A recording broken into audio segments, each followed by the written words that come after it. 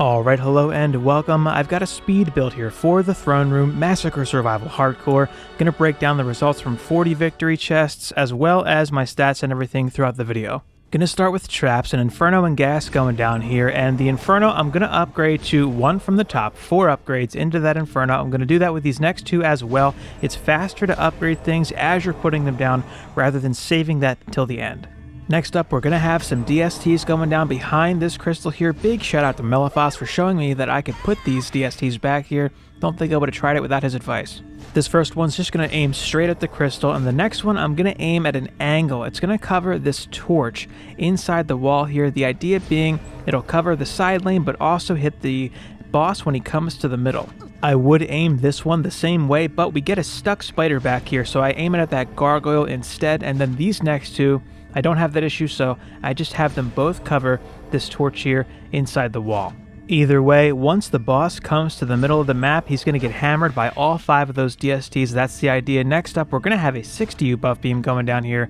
I use this crack on the ground and stretch it across the DSTs so they all get the buff beam, and then I max it out. Bear in mind the placement of your traps over here may be different depending on your range. These 1DU reflect walls are going to allow for coverage of snot balls from ogres as well as siren shots, so you can farm sirens from here if you'd like as well. We're going to use 2 electric auras that overlap slightly, so we're going to have to pull off our gear here to allow them to fit. I'm going to have an electric aura going down right at the foot of this rug, 4 level ups on that electric aura right away, and then an ensnare and strength drain right in front of the crystal. Save level ups on the strength drain for later. We're going to have a healing aura go down next, and then another electric aura at the foot of this carpet, 4 level ups on that as well. Gonna head back up to the north lane, slap the gear back on my aura monk, and then swap over to my Waller EV to drop a 4DU EV wall up here. Also gonna prep my hero deck with my hybrid boost mug to make swapping quicker later.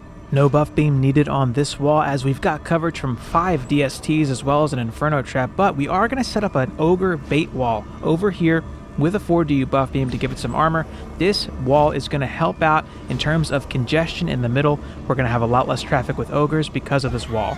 Here's a trick Tyson told me about. I'm going to overdrive here, and that's going to overdrive my Infernos, then swap to my monk, drop a hero boost. You can see the Inferno is glowing, and once it gets triggered, it's going to have crazy fast attack speed as well as the tower boost buff, so they are going to hit really hard, really fast. I do hang out in the middle for a second or 2 after I drop that boost because I want to bait Dark Elf warriors over to me to trigger the Infernos. Not entirely sure how necessary that is, but that's what I usually do. I've got a speedy gemstone on my boost monk that's hitting the DSTs right now, and my tower boost is also hitting the electric auras and all of the DSTs from this crystal, so this is where I live. From here, I just maintain the tower boost and keep my speedy on the DSTs. Here is a quick look at my stats. My apprentice is at 8350 for power and 4300 for defense rate. For auras, I'm at about 6300 power and 5500 for range. About 6900 power and 4400 range on my traps. My beam EV is all in on power at 8500. My Waller EV is at about 9100 fortify. Finally, my boost monk is at about 6400 vitality, 4k boost, and about 2800 skill. With the speedy gemstone on, my vitality is about 5800. Between 400 and 500 enemies left, I drop a boost and run around and collect a bit of mana. I think that's the best way to do it. The speedy gemstone not being on the DSTs for a bit, I think is a worthwhile trade for time to collect up this mana, because you're going to be able to dump a bunch of mana into your DST stack and max out your electric auras and Inferno traps to help the waves run faster.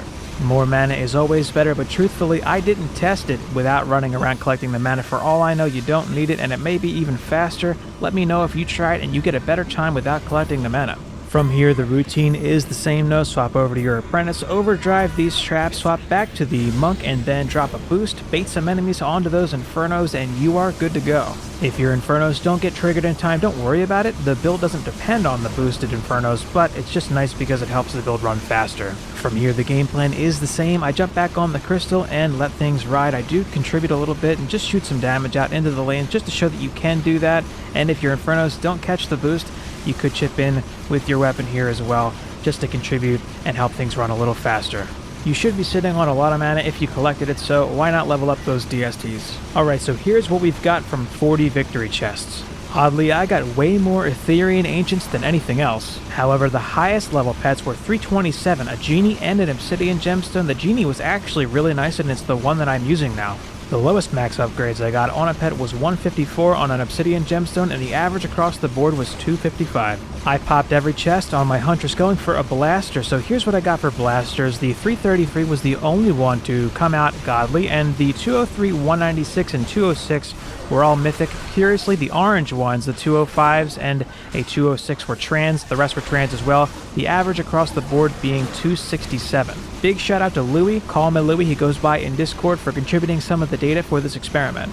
For Wave 25, I'm going to swap my Speedy out for a Genie here to help out with the boss fight. Also going to swap over to the Apprentice, same deal here, Infernos, buffed and boosted to help deal that damage. Now at any point during this wave or even the previous wave, you could max out your Infernos and Electric Auras, you could level up your Healing Aura a bit and your Strength Drain. I'm doing it here a little bit late, better late than never I guess, but you'll have plenty of mana to do that at any point during the run. In theory, you could swap to a Squire for the boss wave and fight the boss on your Squire, but it's going to be a good bit slower, and you may have some trouble with Jinn and Shark, and as well as possibly Ogres, because you're not going to have that tower boost. With my stats and keeping the tower boost down, I don't have to check the walls very much at all. Here I'm checking it for the first time for this whole run. You don't really need to worry about them. I do think it's wise to just pop a level up on them before the boss fight. That way they're nice and healthy. So a few things to keep in mind with this build. This is a speed build. It's intended for anyone who's got end-game stats, but you could try it with lower stats. It may run a little slower. You may have to get a little sweaty to get through it, but it could be faster than any other build you may be running at this time. Also, I have run this build in co-op, it works just fine, but you're going to need someone to maintain a tower boost at all times. The build does depend on that. The weapons to go for from here, in my opinion, are going to be the Blaster and the Slicer. They're the only ones that are worth going for. I would suggest getting a good one of each. The Blasters are also decent stat sticks. If you do run this with a 4-stack, I think the optimal group is going to be a Boost Monk, a DPS Huntress with a Prop Cat, and a couple of Beam EVs with Genies. That's going to melt the boss nice and quick.